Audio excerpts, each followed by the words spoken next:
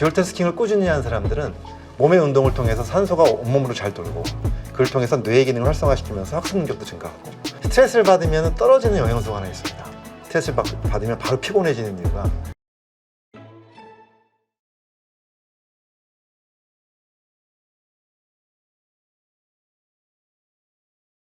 네, 오늘 모신 분은 부자의 몸 책 저자시죠? 이동환 원장님 나오셨습니다. 안녕하세요. 네, 안녕하세요. 반갑습니다. 네, 교육하는 의사로 아주 유명하신데 근데 그 사람들이 참 무기력감을 느낄 때 있지 않습니까? 그거는 또 그만한 이유가 있고 뭔가 내가 의욕이 안 생길 만한 안 좋은 부정적인 이유가 있는데 그것을 이겨낸다는 게 참 쉽진 않거든요.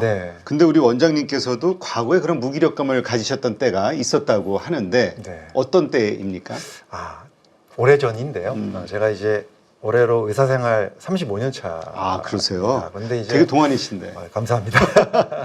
근데 앞에 한 15년, 16년 정도가 무기력한 생활을 했었죠. 그러니까 그때가 인턴부터 시작해서 한 20, 30대 말 40대 초까지인 것 같아요. 네. 체중은 100kg가 넘었었고요. 맨날 스트레스에 시달리다 보니까 살이 자꾸 찌더라고요. 그리고 아침에 일어나면 곰 3마리가 어깨를 누친누르고 있고. 무겁죠. 네, 그리고 맨날 짜증도 올라오고 감정도 나빠지고 얼굴을 찡그리고 사는.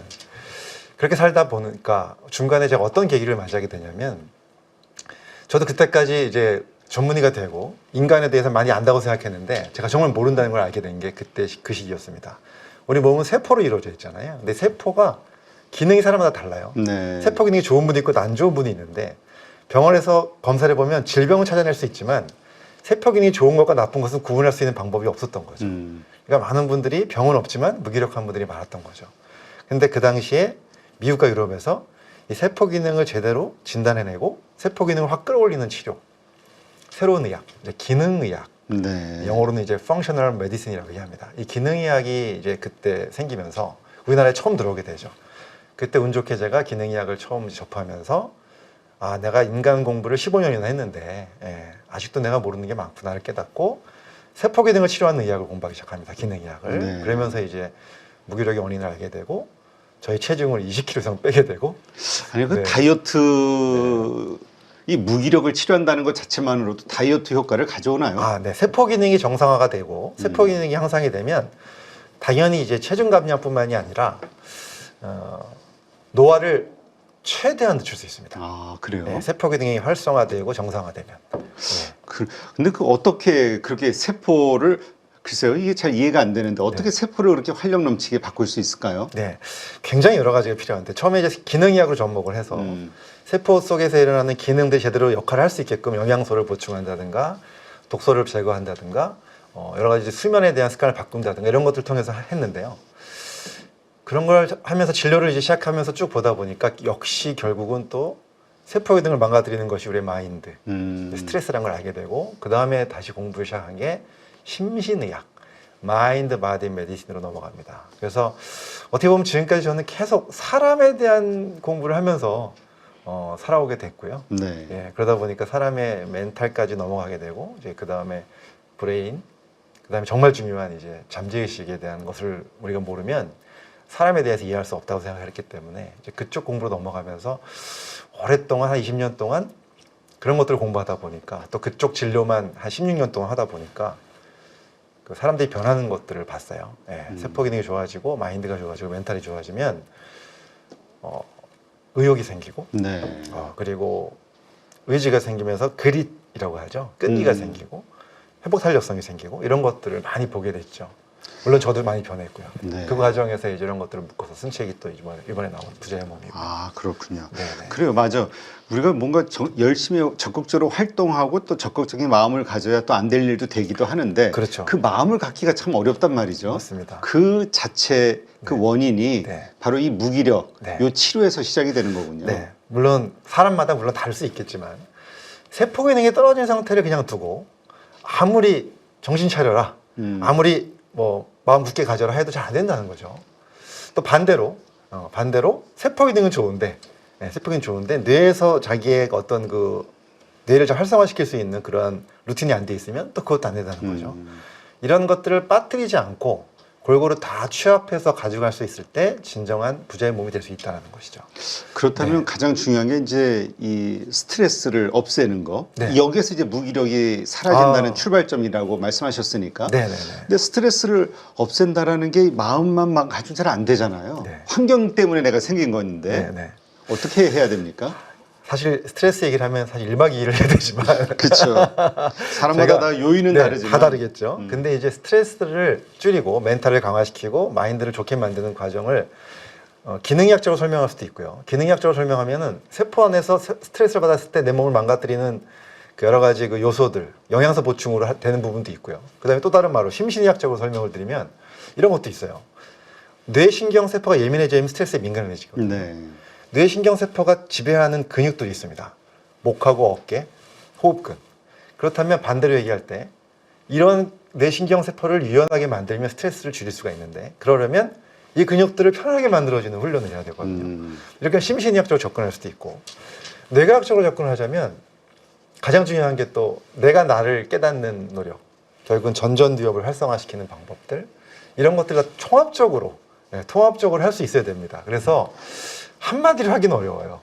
하지만 그 각각의 그 사람들마다 가지고 있는 자기 어느 부분이 부족한지를 깨닫게 되면 거기에 대한 또 방법론은 분명히 존재하기 때문에 훈련을 통해서 분명히 그 스트레스 이길 수 있는 몸과 마음을 갖출 수가 있는 거죠. 그렇다면 스트레스를 없애는 훈련 이게 네. 좀 따로 있다는 거죠? 네, 여러 가지 방법이 있습니다. 근데 그 중에서 가장 많이 좀 사용되는 방법이 어떤 게 있습니까? 그럼 만약에 세포 기능적인 거 빼고, 그리고 심신의학적인 거 빼고, 만약에 마인드, 심리학적인 것만 말씀을 드리자면, 많이 알려진 게 낙관성 훈련이라는 게 있습니다. 네, 낙관성 훈련이라는 거는 그 마틴 셀리그만 박사님이 굉장히 많은 연구를 통해서 만드셨고, 굉장히 임상적으로 충분하게 검증되어 있는 건데, 내가 생각하는 어떤 그 생각의 고리를 일기처럼 적는 거예요. 네. 내가 왜 이런 감정이 생겼는지를 사건 때문에 생겼겠죠. 그 다음에 어떤 생각이 들었고, 그 다음에 어떤 행동이 나온다는 걸 그대로 자기가 자기 자신을 파악하고 적은 다음에 이 중에서 내가 이 사건을 바라볼 때 어떤 걸 바꾸면 나의 행동이 달라질 것인가를 분석하는 기법이 있어요. 네.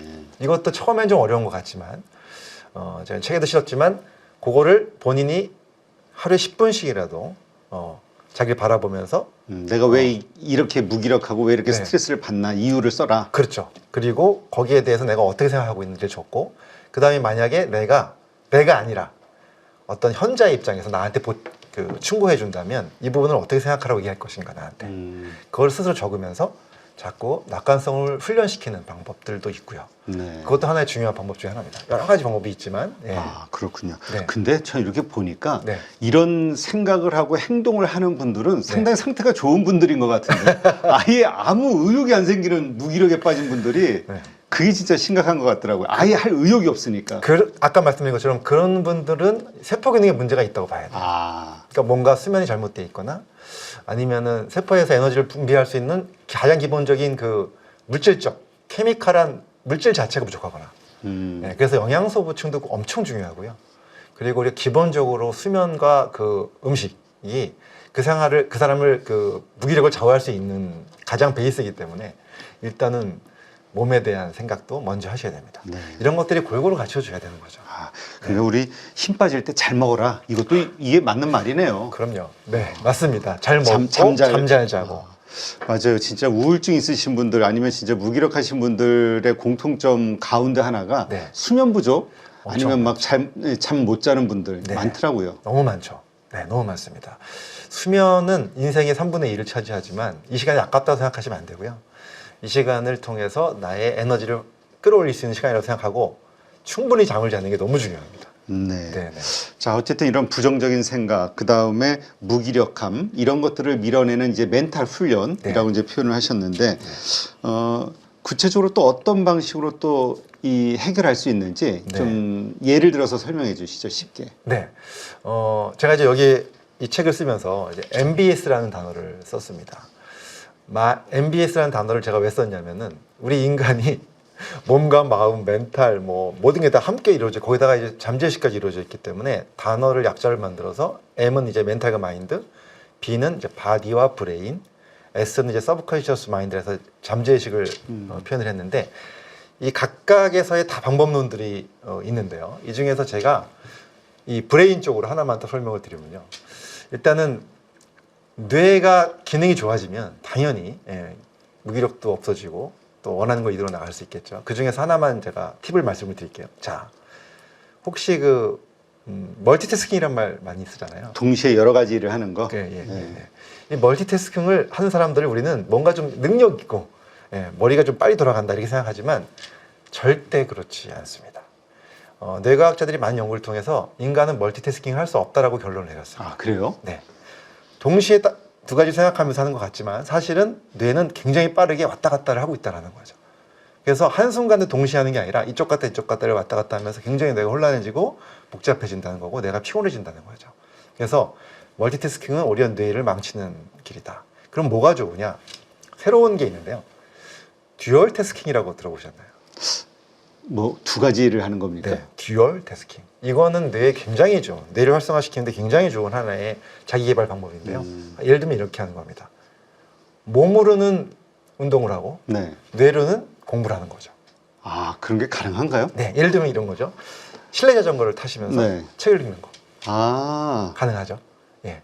아니면은 러닝머신을 뛰면서 영어 공부를 한다든가 산책을 하면서 뭔가 듣고 있다든가 학습을 한다든가 이러한 듀얼 태스킹은 과학적으로 증명이 됐는데요. 듀얼 태스킹을 꾸준히 하는 사람들은 몸의 운동을 통해서 산소가 온몸으로 잘 돌고 그걸 통해서 뇌의 기능을 활성화시키면서 학습 능력도 증가하고 그리고 여러 가지 뇌 기능을 활성화시키는 데 도움이 되는 걸로 알려져 있습니다. 그래서 이제 멀티태스킹을 좀 잊어버려야 되고요.